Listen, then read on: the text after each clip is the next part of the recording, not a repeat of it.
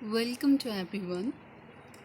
So, I'm not going to hear study. I'm not going to here to study about these units, but I'm just going to give you a note about the business communication book of Unit One, and the Unit One name is the three sector of the economy.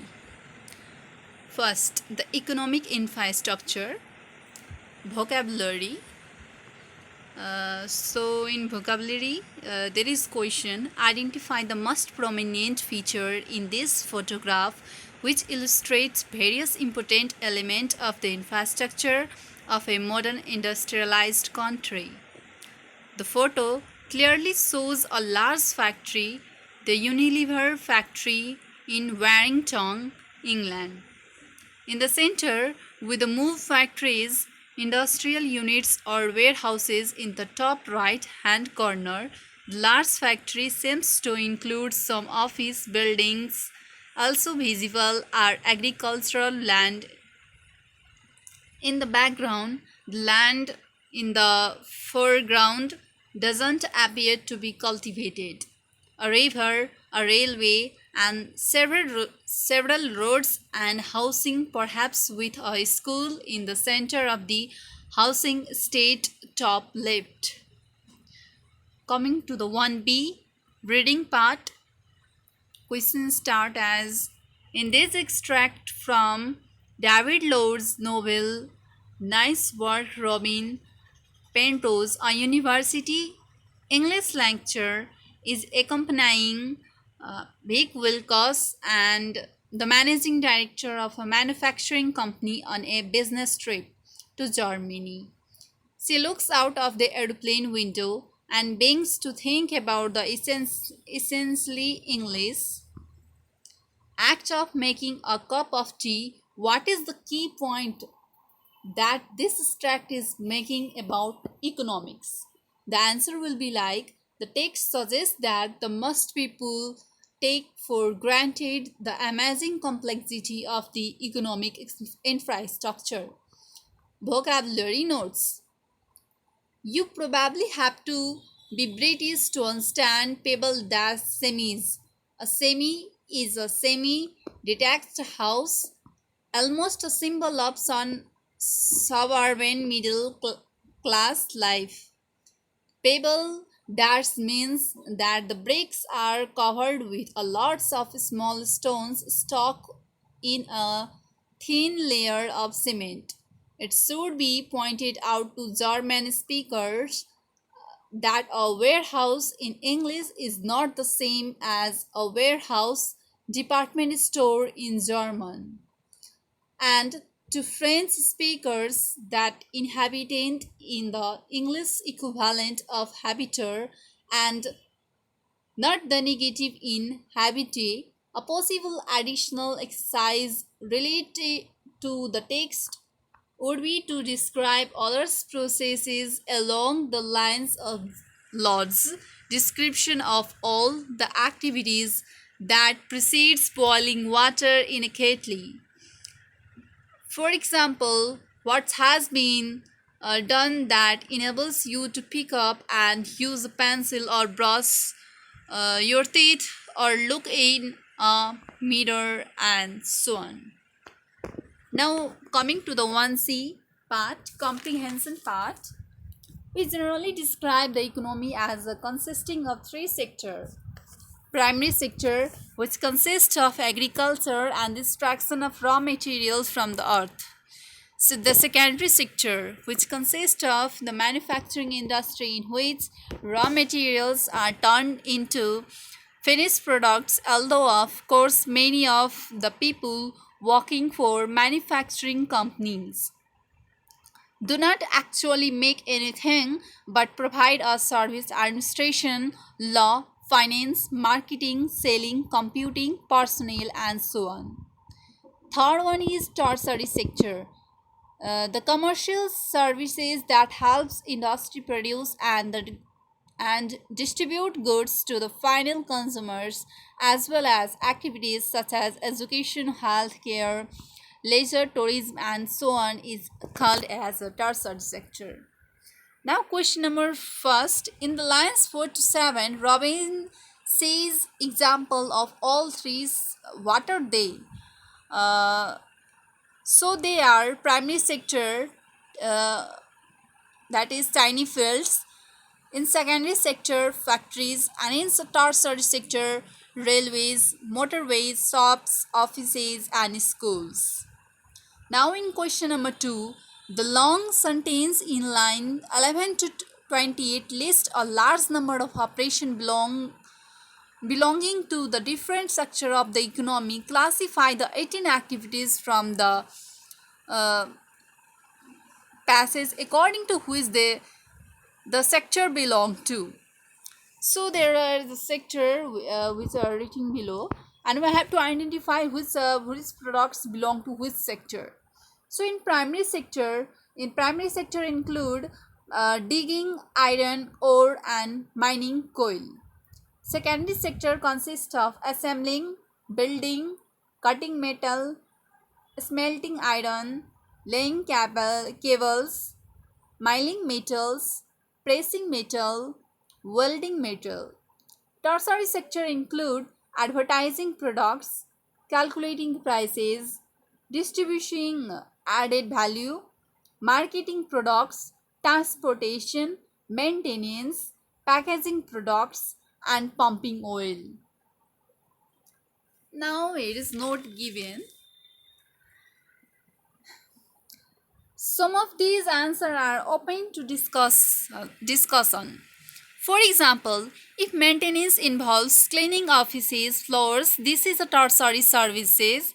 But if it involves replacing broken windows or overhauling machines, this is closer to a building or construction and should consequently be considered a secondary sector activity.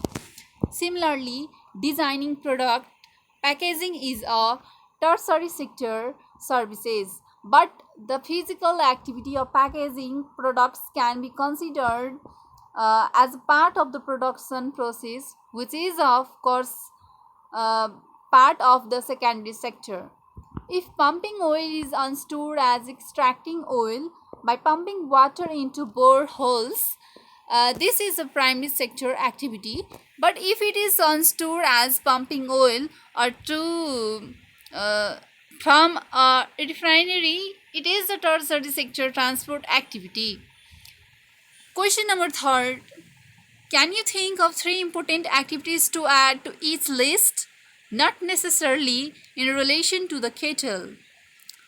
So answer will be like other primary sector activities include farming, agriculture, fishing, and forestry. Other secondary sector activities include manufacturing, transforming, and processing. And other tertiary sector activities include financing, designing, and retailing. So, moving to 1D discussion exercise. Which sector do you intend to work in, or do you already work in? How do you fit into the total picture? Answer: I am intended to work in tertiary sector because I want my country to be globally developed. Thus, by working in a tertiary sector, I want to be a good entrepreneur.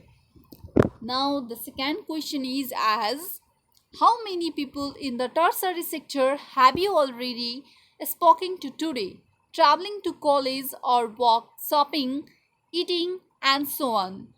What about people in the other two sectors? When did you last talk to someone who grew or produced food, or for example? Answer will be as I was traveling to the college, I met 5 persons working in the tertiary sector. That person are Ram, which is a doctor, Sita, who is an engineer, Geeta, who is a sales manager, Amit, who is a marketing manager, Monita, who is a teacher. As I meet these five, they are not interested to work in other two sectors Last time I met my uncle who was working in the primary sector and also depend upon the agriculture, and my mama who also work in the primary sector and depend upon uh, facing cow farming and agriculture.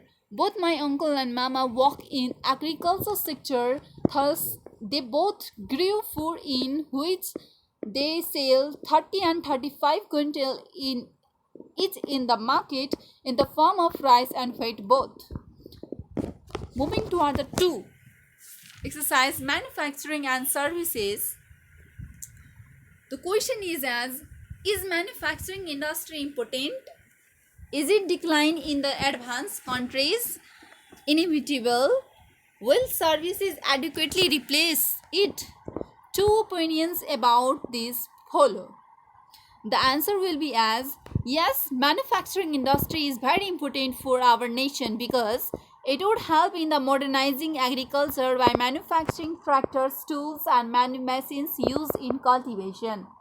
Manufacturing industry would have help in eradication of unemployment and poverty. It will help in the growth and boom in the economy. Manufacturing industry has seen major decline in advanced countries for over 4 decades because of mismatch of skill in as in advanced countries. Every people is educated and thus educated people never want to become worker, waiter, or clerk, thus, it is declining. Yes, the services will adequately replace it because manufacturing is declining day by day. Moving to other 2A reading section part, read this extract from an interview with the well-known Canadian economist Johann Kenneth Galbraith and answer the question. The question is as, why do people worry about the decline of manufacturing? The answer will be as, the people worry about the decline of manufacturing because they think it will lead to unemployment. Question number 2. Which activities are as important as the production of goods? The answer is as, designing goods, persuading people to buy them. Arts and entertainment activities are as important as the production of goods. Question number 3. Should people worry about this state of affairs? Answer: no. People should not worry about this state of affairs because it is a natural, progressive and inevitable development. Question number 3. Explain the three sectors of the economy. The three sectors of the economy are: primary sector. Primary sector is defined as the extraction of raw material like mining, fishing and agriculture. Saudi Arabia is famous for primary sector.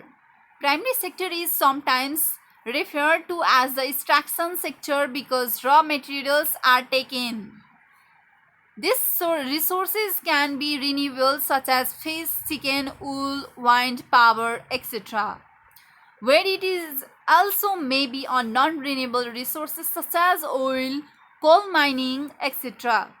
The packaging and processing of the raw materials associated with this sector are also considered to be a part of this sector. Next, secondary sector. It manufactured finished goods. The manufacturing industry is taking raw materials and mixing them to create a finished goods with a higher value and added. For example, to make a loaf of bread, first farmer must harvest wheat and it must be converted into flour and only the industry uses it to make bread.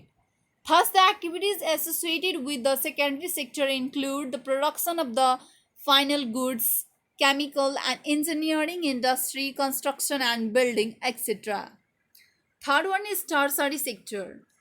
Tertiary sector is the service industry and deals with the intangible dimension of providing services to consumers and businesses. Tertiary sector also involves retailing goods produced. Tertiary sector also provides insurance and banking services. Due to improved labor productivity and a higher disposable income, the service sector has both sorry explained in the 20th century. Other examples are retail and wholesale sales, transportation and distribution, entertainment, movies, TV, radio, music, etc., restaurant, media, tourism, healthcare, etc. Hence, through the economy is divided into three sectors, we can't ignore the fact that these all are interlinked or interdependent with each other. Moving to the to be listening part, you have listened the tape is great. So you can see here. Listen to a short interview with Dennis McSaney, a British member of the parliament for the Labour Party. Does he hold the same view as Jackie Galbraith? So here is a tape script. So you can study yourself. This is only a tape script I have written.